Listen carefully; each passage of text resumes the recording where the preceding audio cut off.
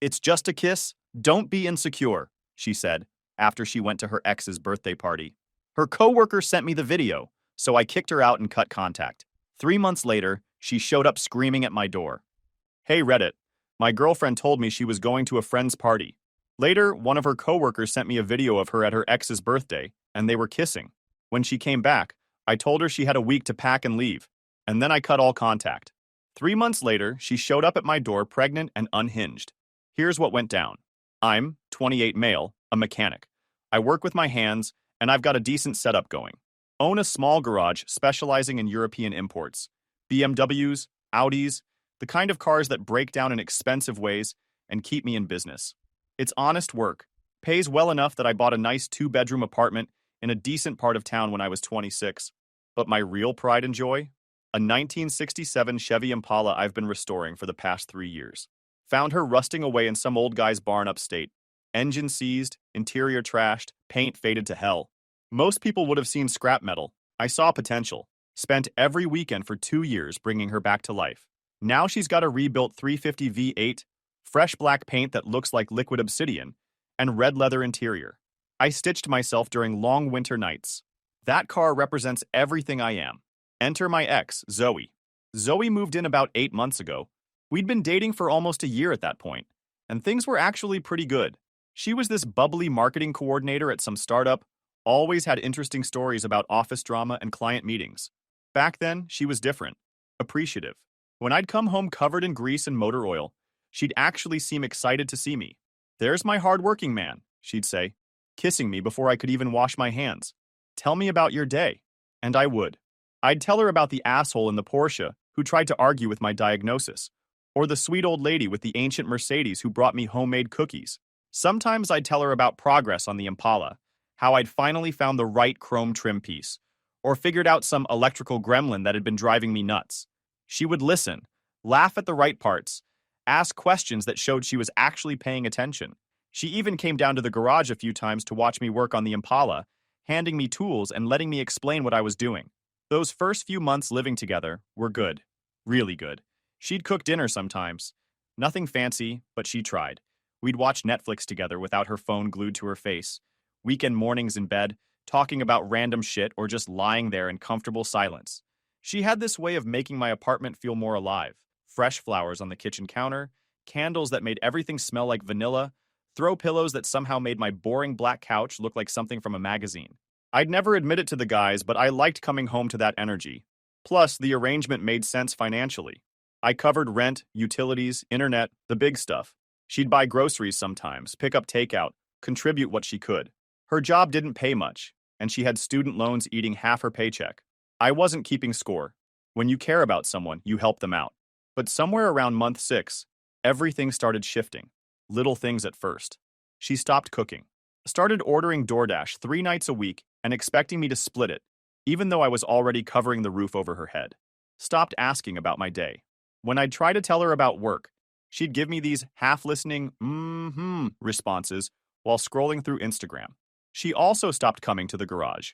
Used to be, she'd hang out while I worked on the Impala, asking questions and genuinely seeming interested. Now, when I mentioned car stuff, her eyes would glaze over like I was speaking Latin. The apartment stopped feeling like ours and started feeling like a free hotel where she happened to live. And then there was Lucy. Lucy was Zoe's coworker, best friend, and self-appointed life coach. 5'0" with enough attitude for someone twice her size, constantly posting Instagram stories about being a boss babe and knowing her worth. The kind of woman who'd never paid her own rent but had plenty of opinions about financial independence. You know, a real economics expert. Lucy hated me from day one. Not because I'd done anything to her, but because I represented something she couldn't stand. A man who was actually stable and reliable. She'd make these little comments whenever she came over. Must be nice having everything handed to you, she'd say, looking around my apartment like I'd inherited it instead of working my ass off for it. Or, Zoe, you're so lucky. My boyfriend expects me to pay for half of everything. Like, where's the romance in that? The worst part? Zoe started eating it up. Started making little comments about how her friends' boyfriends took them on expensive trips and bought them designer bags. How she deserved someone who invested in her. Because apparently covering rent, utilities, and groceries while putting up with her mood swings didn't count as investment. Should have been buying her Gucci bags instead of keeping her housed. My bad. She started showing up more often around month 7. Not for dinner or to hang out with both of us, just to whisper in Zoe's ear about how she could do better. I'd come home from a 12-hour day fixing some rich asshole's Bentley to find them huddled on my couch, surrounded by empty bottles and takeout containers I'd inevitably be expected to clean up. The conversation would stop the second I walked in, followed by fake smiles and, "Oh, hey, babe." Lucy would look me up and down like I was something she'd scrape off her shoe. Working late again? Zoe was just telling me how lonely she gets. Lonely. In the apartment I paid for, with the Netflix subscription I covered, eating food purchased with money I earned. But sure, Lucy. Tell me more about loneliness while sitting on my couch. The real poison started seeping in through these girls' nights that happened at my place every week. I'd retreat to the bedroom or garage to give them space, but sound carries. I'd hear Lucy filling Zoe's head with bullshit about settling for less and men who don't appreciate what they have. "You're basically playing house with a guy who treats you like a roommate," Lucy would say. "When's the last time he planned something special? Took you somewhere nice?" My ex at least tried to impress me. "Your ex who you cheated on and then stalked for 6 months, Lucy? That ex? The one who got a restraining order against you?"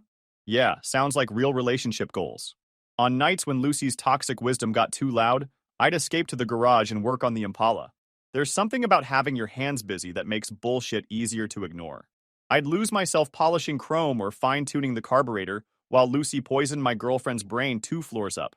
But Zoe was listening to Lucy. I could see it in how she started looking at me, like I was failing some test I didn't know I was taking. She'd make comments about how we never went anywhere or did anything exciting. When I pointed out that she was welcome to plan something herself, she'd roll her eyes. It's not the same when I have to ask for it.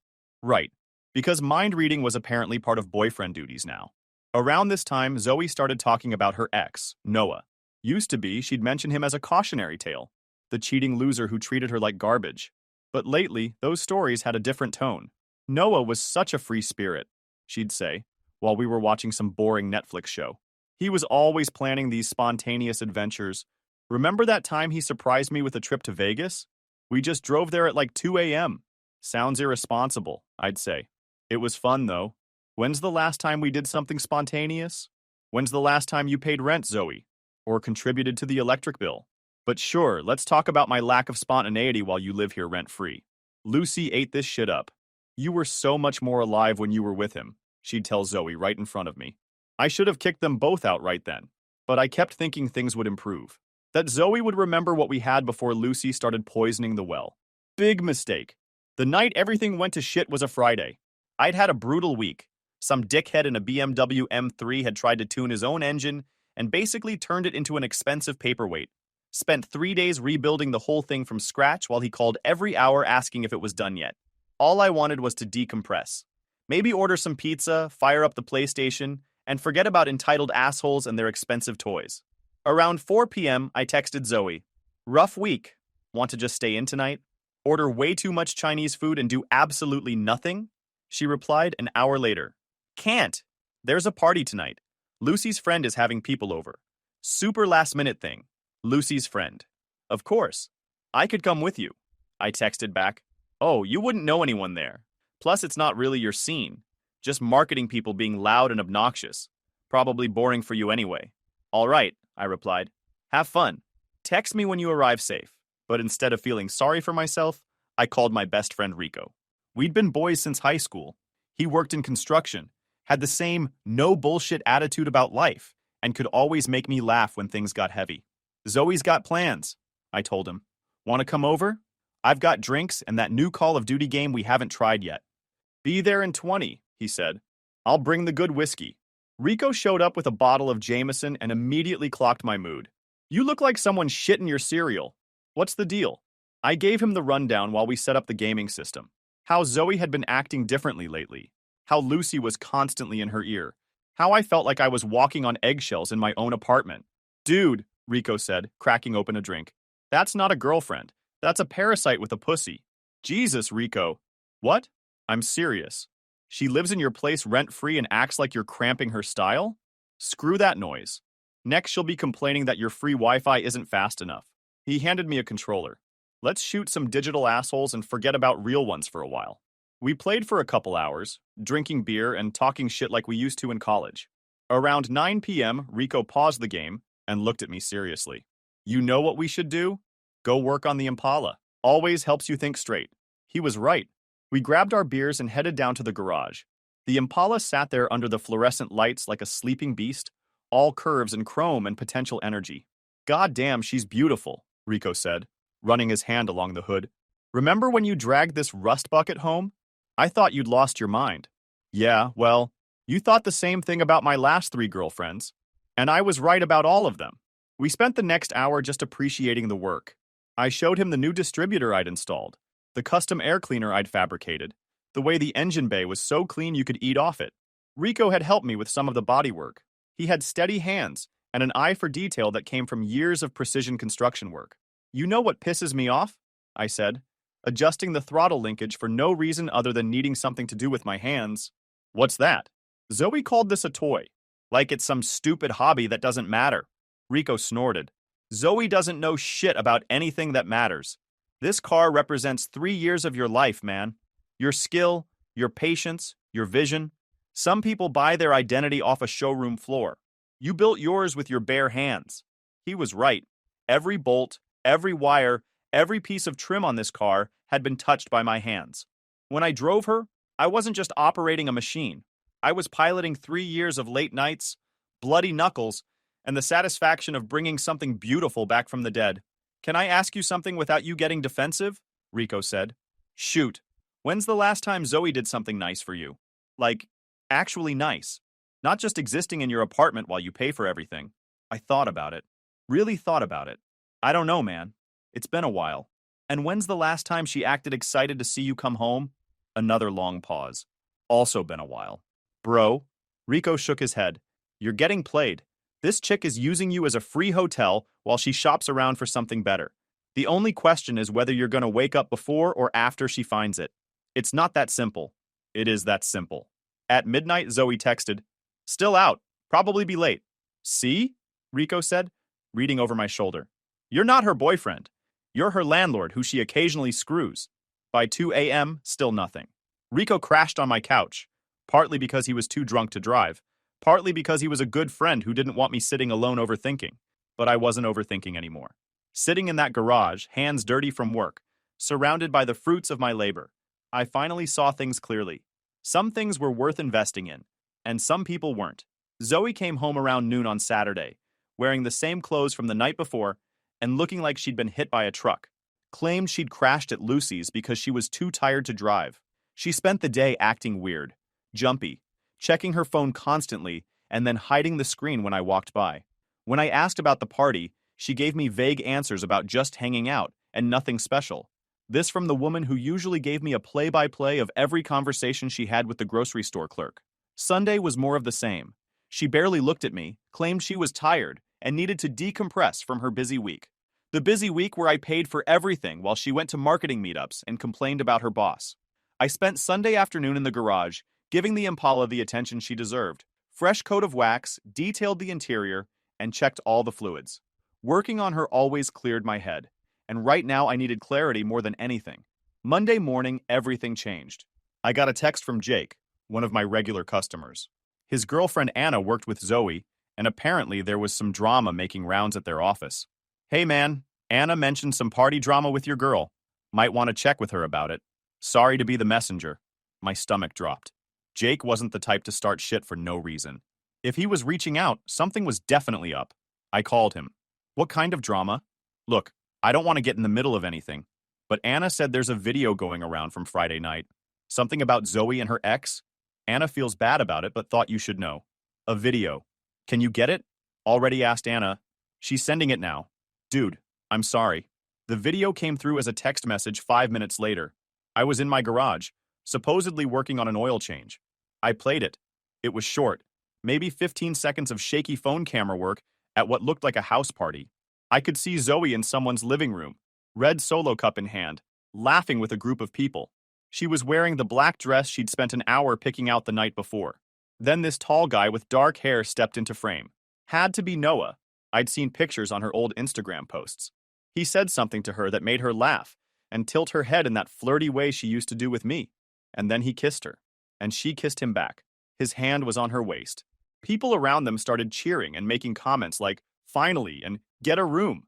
Zoe was laughing when they broke apart, laughing like it was the funniest thing in the world. I watched it 3 more times. My live-in girlfriend kissing her ex-boyfriend at a party, while I sat at home playing video games and waiting for her text. The numbness was immediate. Not anger, not heartbreak, just this cold realization. I saved the video to my phone and went back to work. Finished the oil change, cleaned my tools, and locked up the garage. Went upstairs to my apartment where Zoe was on the couch watching Netflix like nothing had happened. "Hey, babe," she said without looking up. "How was work?" "Fine," I said. "We need to talk." She paused whatever show she was watching. "About what?" I sat down across from her and pulled out my phone. "About Friday night." Her whole body tensed. "What about it?" I hit play on the video and turned the screen toward her. The color drained from her face as she watched herself kiss her ex-boyfriend. When it ended, she looked up at me with those wide eyes that used to make me melt. "Zach, I can explain." "Don't." It wasn't what it looked like. Everyone was drunk. Noah just... I said don't. I stood up. "You've got 1 week to pack your shit and get out." The silence that followed was deafening. She stared at me like I'd just spoken a foreign language. "What? 1 week? Find somewhere else to live. Or crash on Lucy's couch. I'm sure she has plenty of wisdom about independent living to share." And that's when the real Zoe finally showed up. "Are you serious right now? Over a kiss? It's not like we had sex." "Yes, dead serious. Things happen at parties. Stop being insecure." 1 week, Zoe. "You can't just kick me out," Zoe shrieked, jumping up from the couch. "I live here." "No," I said calmly. "You live in my apartment that I pay for. And now you don't." "But where am I supposed to go? I don't have money for a deposit right now." "Should have thought about that before you decided to make out with your ex." Her face went from pale to red in about 2 seconds. "It was just a kiss. You're being completely insane." "Just a kiss?" I held up my phone. "You want to watch it again? Because I've seen it about 10 times now, and it looks like a lot more than just a kiss to me. But hey, maybe my eyes are broken from all that insanity you mentioned." "I was drunk. Noah surprised me. I didn't know what to do." "You knew exactly what to do." She started pacing around my living room like a caged animal. "So that's it? One mistake, and you just throw away everything we have?" "What we have? What exactly do we have, Zoe? You live in my apartment, eat my food, use my Netflix, and apparently make out with other guys at parties. What part of that am I supposed to fight for? I pay for groceries sometimes." "Sometimes. When you remember. With money you have because you don't pay rent. You want a medal for occasionally buying milk?" She stopped pacing and stared at me. "I can't believe you're being this cold. What happened to the guy who used to care about me? He got tired of being taken for granted." That's when the waterworks started. "Please, Zach, we can work through this. I'll do anything. It was a mistake. I was confused and drunk, and Lucy said..." "Lucy said what?" Zoe's mouth snapped shut like she'd realized she'd said too much. "What did Lucy say, Zoe?" "Nothing. She thought maybe we should see other people, just to be sure." There it was. The truth finally coming out.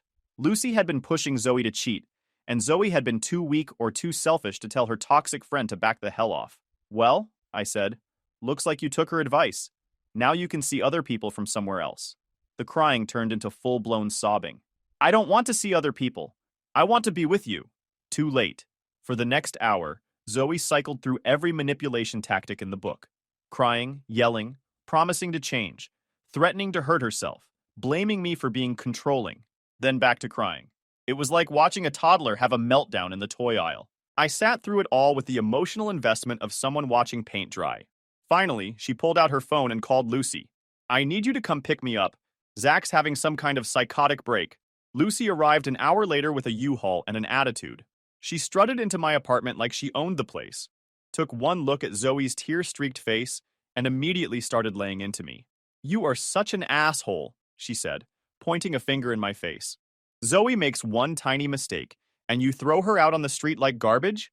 What kind of man does that? The kind who doesn't pay rent for women who cheat on him. It was just a kiss. She didn't cheat.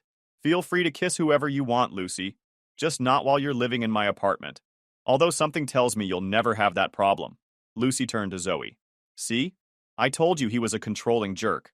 You're better off without him." "Much better off," I agreed. "She's free to make out with whoever she wants now." They spent the next 3 hours packing Zoe's stuff, while she cried, and Lucy muttered about toxic masculinity and emotional abuse. I stayed in my garage, working on the Impala and letting them do their thing. The car was a perfect distraction. I spent the time replacing the spark plugs, adjusting the timing, making small improvements that would matter later. Real work with real results. Unlike the 3 hours of drama happening upstairs. When they were finally loading the last box, Zoe came to find me in the garage. "This is really it?" she asked. Mascara streaked down her cheeks. I looked up from under the hood. "Yup, you're going to regret this. I was the best thing that ever happened to you." I wiped my hands on a shop rag and looked at her, really looked at her, and felt absolutely nothing. "Take care, Zoe." She waited for me to say something else.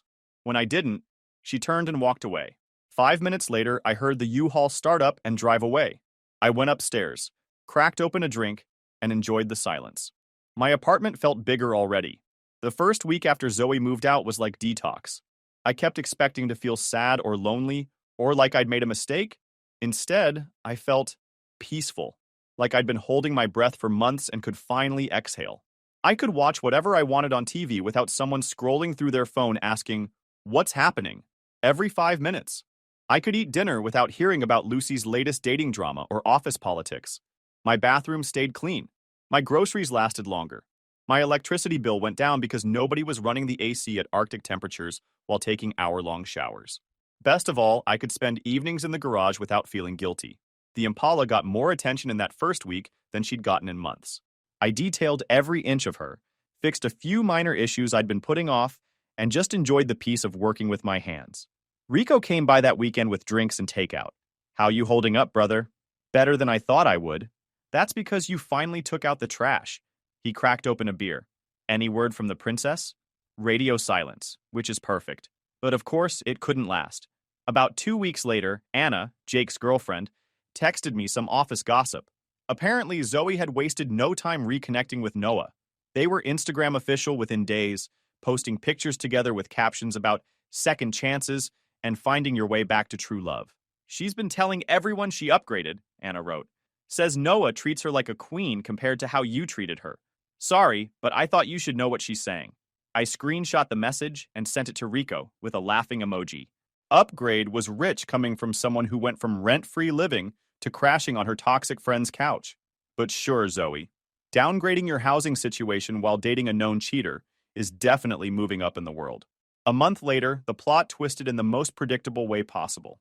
Anna hit me up again. "Girl, the drama is unreal. Noah cheated on Zoe with some 19-year-old he met on Tinder.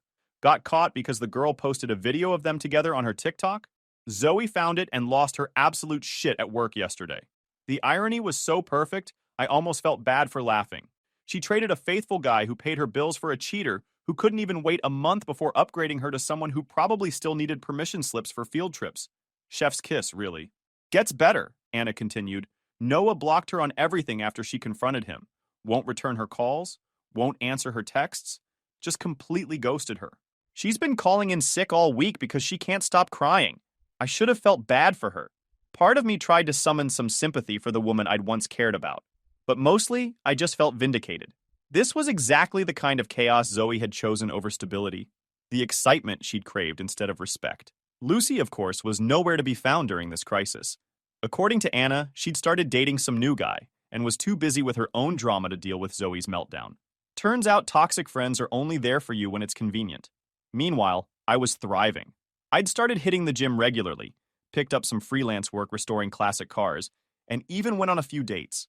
Nothing serious, but it felt good to remember what it was like to be with someone who actually wanted to be there. The best part? I didn't have to deal with any of Zoe's drama anymore. Her chaos, her tears, her poor life choices, none of it was my problem. I could read about it like a soap opera, and then go back to my peaceful, drama-free life. And my Impala? I'd take her out on weekend drives, cruising through the mountains with the windows down and the radio up. No drama, no baggage, just the pure joy of perfectly tuned American muscle eating up miles of asphalt. Some relationships are worth fighting for. Others are just expensive lessons in knowing your worth. 3 months after the eviction, I was in a really good place. The gym routine was paying off, work was steady, and I'd started seeing someone new. Molly was smart, funny, actually paid her own bills, and had zero tolerance for drama. Everything Zoe wasn't. She even liked cars. On the first date, I mentioned the Impala and her eyes lit up. A 67? Classic. My dad had a 69 Camaro when I was growing up. I loved the sound of a big block V8. It was like finding a unicorn. We'd been dating for about 6 weeks when the crazy train pulled back into the station. It started with texts from numbers I didn't recognize. Long, rambling messages about how Zoe missed me and made a mistake and wanted to work things out. When I blocked those numbers, she moved to Instagram DMs, then Facebook, then LinkedIn of all places. Each message got progressively more unhinged.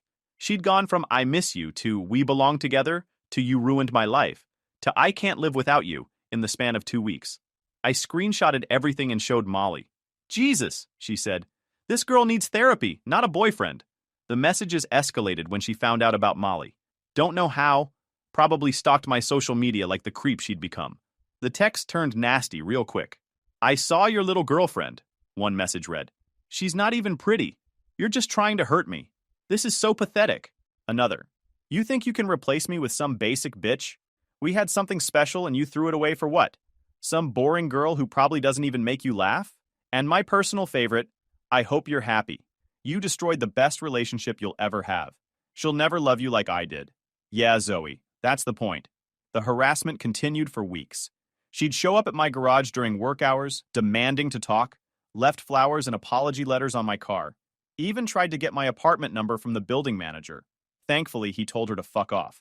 Then Anna dropped the bomb. "Zoe's pregnant." "What?" I texted back. "Showed up to work yesterday and announced it.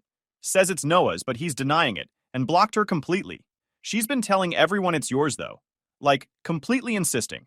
HR had to tell her to stop talking about it." My blood ran cold. I hadn't touched Zoe in months and had been with Molly for weeks, but crazy people don't operate on logic. I immediately called my lawyer and started documenting everything. The final explosion came on a Saturday afternoon. Molly and I were at my place, planning to take the Impala out for a drive through the mountains.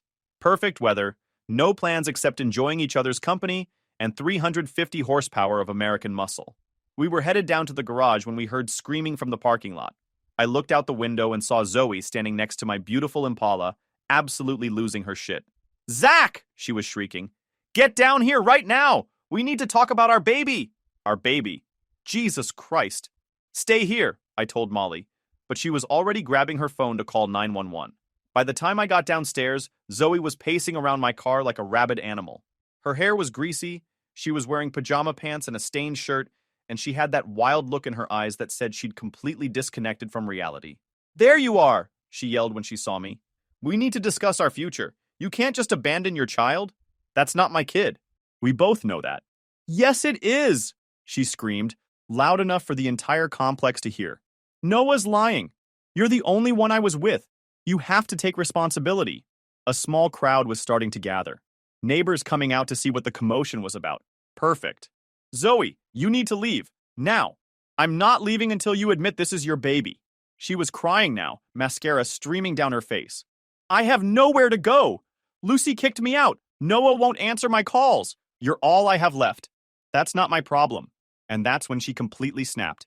"Screw you!" she screamed, reaching down and pulling off one of her high-heeled shoes. "You ruined my life!" She hurled the shoe with everything she had. It hit the Impala's windshield dead center with a sharp crack that spiderwebbed across the entire glass. The silence that followed was deafening. Even Zoe seemed shocked by what she'd done. I stared at my car, my pride and joy, 3 years of blood and sweat and love, with a shattered windshield. The same windshield I'd spent hours researching to find the correct replacement for a 67. I looked her dead in the eyes. "What the hell did you just do?" I said, my voice scary calm despite the rage building in my chest. "Have you lost your damn mind?" I didn't mean to." She started, but the cops were already pulling into the parking lot. 2 officers got out, took one look at the scene, pregnant woman crying hysterically, shattered windshield, crowd of witnesses, and immediately separated us. "Sir, can you tell us what happened here?" the older cop asked me. I gave them the full rundown. The months of harassment, the false pregnancy claims, and now the property damage. I showed them the texts. Everything. Meanwhile, Zoe was telling the other officer some sob story about how I'd abandoned her and our baby and she was just trying to get support for her child. You know, the cops weren't buying it. "Ma'am, do you have any proof this gentleman is the father? It has to be his." "That's not proof." And regardless, you can't destroy someone's property. They arrested her right there in the parking lot. She was still screaming about our baby and how I was ruining her life as they put her in the back of the squad car. The whole thing was captured on someone's Ring camera, which made pressing charges real easy. As the police car drove away, I stood there looking at my beautiful Impala with her shattered windshield. Molly came down and put her hand on my shoulder. I'm so sorry, babe. She's completely insane. Yeah, good thing the cops came before I commit murder, I said, running my finger along the spider-webbed glass. But you know what? I can fix it. I rebuilt this whole car from nothing. Replacing some glass isn't going to break me. 3 weeks later, I was sitting in small claims court watching Zoe explain to a judge why she'd destroyed my windshield. She'd shown up looking somewhat put together, but the second she started talking, the crazy came pouring out. Your Honor, he abandoned me when I was pregnant with his child, she said, hand on her belly for dramatic effect. I was emotional and made a mistake, but he drove me to it. The judge looked at the evidence. The Ring camera footage, the timeline showing we'd been broken up for months, the text messages where she'd initially claimed the baby was Noah's before changing her story. Ms. Miller, the judge said, even if everything you're claiming were true, which the evidence suggests it's not, you cannot destroy someone's property. You're responsible for damages in the amount of $1,247 for windshield replacement, plus court costs. Zoe's face crumpled. I don't have that kind of money. That's between you and the defendant. You should have considered the financial consequences before throwing your shoe at his car. The restraining order was extended for another year. Zoe was ordered to have no contact with me whatsoever. If she violated it again, she'd face jail time. As we left the courthouse, I could hear her crying in the hallway, calling someone, probably Lucy, begging for money to pay the judgment. A month later, Anna gave me the final update. Zoe got evicted from wherever she was staying. Word is she's living in her car now. Oh, and she finally admitted the baby isn't yours. DNA test proved it's Noah's, but he still wants nothing to do with her. So there it was. The woman who'd called me boring and claimed she'd upgraded was now homeless, pregnant, and alone. Exactly the kind of exciting life she'd always wanted. Meanwhile, Molly and I had moved in together, into a place with no bad memories, no toxic history, and definitely no pregnant ex-girlfriends throwing shoes at classic cars. The Impala got her new windshield, original spec, perfect clarity. She looks better than ever, and every time I drive her, I remember that some things are worth fighting for, and some people just aren't.